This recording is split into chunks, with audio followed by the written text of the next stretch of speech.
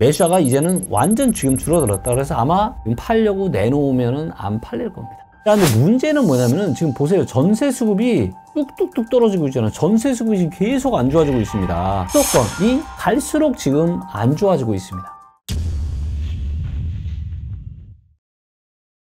안녕하세요. 리치고 김규현입니다. 자, 오늘은 이제 제가 주간 부동산 브리핑을 하도록 하겠습니다. 자, 이제 보시면 요게 이제 매매 전세 수급 동향인데요. 이제 보시는 것처럼 세종과 대구가 여전히 제일 가장 안 좋죠. 근데 방향도 더 안 좋아요. 그래서 세종과 대구는 당분간 정말 좀 쉽지 않겠다. 이렇게 판단이 좀 되고 있고요. 자, 그다음에 부산 같은 경우도 거의 뭐 변화 없고, 전남이나 광주 같은 경우는 위로 올라가고 있죠. 즉 전세 수급이 좀 좋아질 거다.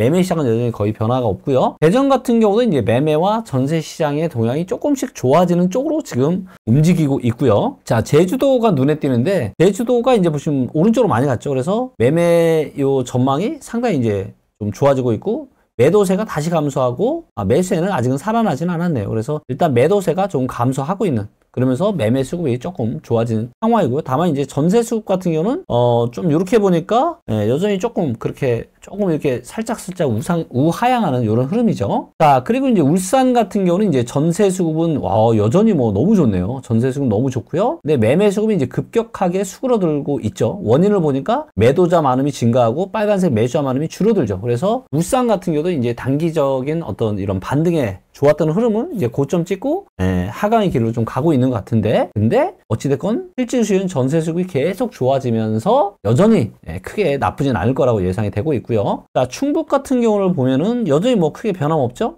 하지만 충북의 전세 수급이 계속 좋아지고 있죠. 그래서 충북의 전세 시장이 여전히 괜찮다. 그래서 울산과 충북 같은 경우는 전세 시장이 워낙 뭐 따끈따끈하기 때문에 이쪽 지역들은 향후에 어떤 공급에 대한 부분들만 많이 없다라면은 그렇게 시장이 나쁘지 않을 것으로 예상이 좀 되고 있고요. 자, 전남 같은 경우는 다시 지금 꺾이고 있죠. 매매 수급 다시 꺾이고 있습니다. 그래서 매매 시장이 조금 다시 좀 안 좋아지고 있다. 자, 그다음에 경남을 보면은, 경남은 뭐 거의 변화 없죠. 근데 다행스럽게도 전세 수급이 계속 출렁출렁 하면서 조금씩 좋아지고 있습니다. 그래서 전세 수급이 좋아지는 거는 굉장히 그 지역 부동산에 있어서 아주 좋은 일이거든요. 이렇게 올라가고 있고요. 자, 충남 같은 경우는 여기도 뭐 전세 수급이 조금씩 올라오는데 아직은 힘을 낼 정도는 아니죠. 그래서 전세 수급이 한 150 이상 정도 되면 되게 이제 전세 시장이 좀 안정화되고 수요 공급에 비해서 수요가 굉장히 많다라는 거기 때문에 이쪽 지역은 이제 전세 시장이 좀 안정화가 될 가능성이 높다라는 거죠. 자, 근데 이제 수도권을 지금 이제 보시면, 자, 서울을 보겠습니다. 서울이 어때요? 매매 수급이 7월 달에 고점 찍고 계속 떨어지고 있죠. 계속 떨어지고 있습니다. 그리고 요 데이터는 지금 이제 제가 방송을 찍는 날짜가 지금 11월 6일이에요. 그러면 얘가 11월 7일이나 8일에 아마 올라갈 겁니다, 영상이. 근데 이 데이터가 언제 발표됐냐? 11월 1일 날, 지난주 금요일 날 발표된 건데, 요게 10월 28일 날 집계가 된 거고, 언제적 데이터냐면 10월 21일부터 10월 26일까지. 그래서 10월의 넷째 주에 취합된 데이터입니다. 그러니까 지금 상황은 더 안 좋아졌겠죠. 그래서 현재 요거는 10월 중후반까지 취합된 요 상황이다라고 좀 보시면 되고요. 자, 여기 보니까 매도자 많음 계속 증가하고 매수자 많음은 거의 없죠. 그래서 매수자가 이제는 완전 지금 줄어들었다. 그래서 아마 지금 팔려고 내놓으면은 안 팔릴 겁니다. 안 팔릴 거예요.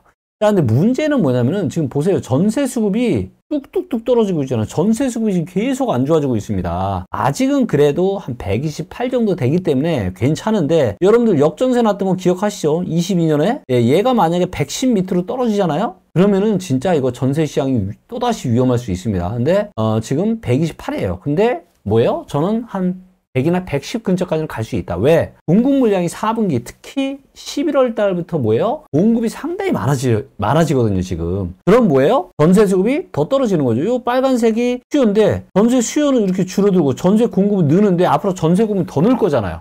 그러면 이 전세 수급 앞으로 어떻게 될지가 뻔히 데이터로 판단되지 않으십니까? 한번 11월 달 데이터 한번 보시죠. 전세 수급 아마 더 안 좋아질 겁니다. 다들 뭐 지금 내년에 공급 물량 없다 뭐 막 이러는데, 아니, 시장은 지금 다르다니까요, 여러분들. 실제 이 팩트, 데이터를 가지고 우리가 시장을 좀 봐야 된다. 자, 그래서 서울이 지금 매매뿐만이 아니라 전세 시장도 지금 상당히 안 좋아지고 있고요. 자, 인천 같은 경우도 보시면 매매 수급 계속 떨어지고 있죠? 전세 수급도 인천 떨어지고 있죠? 인천도 똑같습니다. 인천도 지금 방향성이 지금 안 좋아지고 있다. 자, 지금 경기도가 수도권에서는 지금 제일 안 좋은데요. 자, 경기도를 보시면 어때요? 지금 계속 이렇게 밑으로 떨어지고 있죠? 그리고 전세 수급도 어때요? 전세 수급도 계속 지금 안 좋아지고 있습니다. 그래서 방향성 자체가 지금 서울, 경기도, 인천이 지금 계속 다 안 좋아지고 있다. 이 세 개를 제가 클릭을 해볼게요. 네, 보시면 매매 시장은 지금 경기도가 제일 안 좋고요. 그 다음에 인천이고요. 그 다음에 서울입니다. 그리고 전세 시장은 어디가 제일 안 좋냐면 경기도가 제일 안 좋고요. 그 다음에 서울이고요. 서울, 경기도는 비슷하죠. 그 다음에 그나마 괜찮은 데가 인천. 근데 문제는 방향성이 지금 계속 안 좋은 쪽으로 지금 가고 있다라는 겁니다. 그래서 시장의 지금 수급은 뭐예요? 수도권이 갈수록 지금 안 좋아지고 있습니다. 자, 여기에 지금 보시면, 자, 지금 강남권의 지금 전세 시장의 하락폭이 상당히 큰데요. 자, 여기 보시면 강남 11개구를 보겠습니다. 자, 보시면 강북이 여기 있잖아요. 강북보다 강남이 훨씬 더 밑에 있죠. 강남의 전세 수급이 훨씬 더 안 좋은 거예요. 그래서 보시면 강남의 공급 늘고 수요는 막 줄고. 네, 그래서 아마도 강남이 여기서 조금만 더 한 몇 주 더 떨어져서 한 110 이하로 떨어지면은 아마 이제는 그때는 많은 분들이 피부로 전세가가 좀 이거 하락할 수도 있어요. 전세가가 상당히 불안불안하다라는 걸 아마 느끼실 수가 있을 겁니다. 자, 그리고 이게 이제 강북인데요. 예, 강북 같은 경우는 여기도 전세 수급 안 좋아지고 있고 매매 시장에서 매매 수급 안 좋고 수요자 많으면 매수자는 더 줄어들었죠. 그래서 매매 시장은 현재 강북이 강남보다 안 좋아요. 그러니까 강남이 그나마 매매 시장은 아직은 조금 살아 있는데 문제는 전세 시장이 크게 지금 내려가고 있다라는 거. 그리고 이것이 강남의 매매 시장에도 안 좋은 영향을 미칠 것 같아요. 그래서 11월 달 정도 되고 데이터가 나면 아마 본격적인 이런 하락의 모습이 나타나지 않을까 생각을 좀 하고 있습니다. 문제는 이제 수급만 이렇게 안 좋아지는 게 아니라요. 지금 거래도 계속 쪼그라들고 있습니다. 자, 서울을 한번 볼게요. 자, 서울이 지금 거래가 많을 때 47까지 됐었는데 지금 얼마냐? 22. 거의 한 4분의 1 토막 났습니다, 지금. 거래가 굉장히 많이 지금 쪼그라들었습니다. 근데 이게 매매 시장만 그런 게 아니라요. 이게 전세 시장인데 전세 시장의 거래도 지금 상당히 많이 감소를 하고 있습니다. 그래서 지금 전세 시장마저도 거래가 매우 감소하고 있다는 거예요. 즉, 전세를 새로 찾는 사람이 없는 거죠. 공급은 많은데. 그래서 향후에 지금 관전 포인트는 뭐냐? 아, 전세가가 다시 하락을 할 거냐? 지금 매매가는 불안한데 전세도 다시 하락을 할 거냐? 그래서 요거는 한두 달 더 지나면서 전세 수급 데이터와 전세 거래 데이터가 어떻게 바뀌느냐에 따라서 전세가 이제는 하락으로 다시 갈지의 갈림길에 들어설 것으로 좀 판단이 되고 있습니다. 자, 그 다음에 경기도도 보시면 경기도도 매매거래 계속 줄고 전세거래 계속 줄죠. 네, 인천도 마찬가지입니다. 인천도 매매거래, 전세거래 다 줄어들고 있어요. 자, 그래서 여기서 자, 서울, 경기, 인천을 보면 전부 다 밑으로 왼쪽으로 가고 있죠. 거래 동향이. 즉, 수도권 전부 다 매매 거래가 쪼그라들고 매매 거래뿐만이 아니라 전세 거래마저도 계속 지금 쪼그라들고 있다는 겁니다.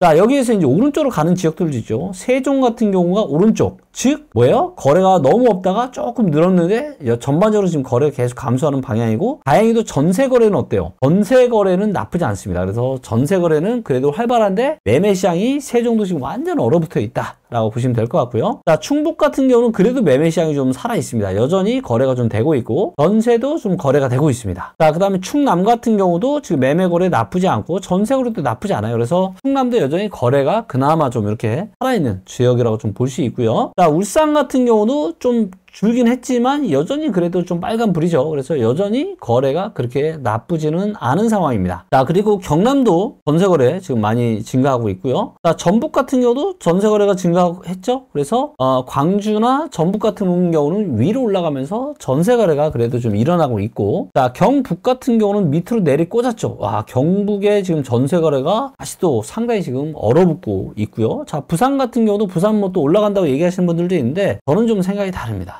부산이 본격적인 대세 상승을 하기까지는 저는 꽤 시간이 좀 필요하다고 좀 보고 있고, 거래가 좀 증가하면서 괜찮아지는 것 같다가 지금 다시 또 부산도 거래가 지금 감소를 좀 하고 있다. 그래서 전반적으로 보면은 매매 거래가 좀 느는 데는 뭐 세종인데 세종도 여전히 왼쪽에 많이 있죠. 그래서 거래가 여전히 작고, 그나마 제주도가 매매 거래가 조금 이렇게 보시면 최근 한 2년 동안 보면은 진짜 없다가 최근에 조금 늘긴 했어요. 그래서 제주도에 조금 뭔가 매매 시장의 온기가 좀 붙고 있는 게 조금 데이터로 확인이 되고, 하지만 나머지 지역들은 거의 다 상황이 안 좋고 그나마 지방의 일부 지역들이 전세 거래는 조금 괜찮아지는 이런 방향으로 가고 있는데, 관건은 지금 대한민국 부동산 시장의 대장, 수도권, 특히 그 중에서도 서울의 매매와 전세 거래가 지금 급격히 계속해서 감소하고 있다는 거, 이게 굉장히 현재 부동산 시장의 안 좋은 시그널을 보여주고 있는 것 같습니다. 자, 이렇게 해서 10월 중후반, 10월 넷째 주에 나온 동향 데이터를 가지고 부동산 시장 분석을 해드렸고요. 오늘 내용도 좋으셨다면 좋아요와 구독, 알람 설정, 댓글까지 해주시면 너무 감사하겠습니다. 고맙습니다.